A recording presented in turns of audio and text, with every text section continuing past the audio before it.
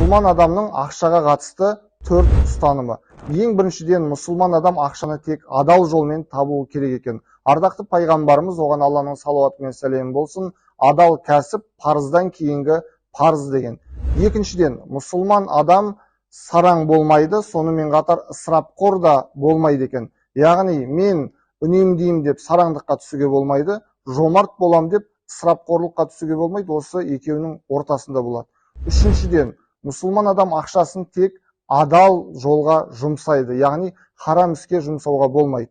Ардақты пайғамбарымыз тағы да хадисінде қияметте 4 нәрсе сұралмай адамның аяғы қимылдамайды деген. Соның бірі дүниесін қалай тауып, қалай жұмсағандығы жайында. Ал енді 4-шіден, қажетсіз жағдайда қарыз сұрамау. Көп адамдар қазір дүниеге қызығады, бірақ өзінің мүмкіндігі болмағаннан кейін қарызға кіріп жатады, немесе банктан рассрочка алады деген сияқты.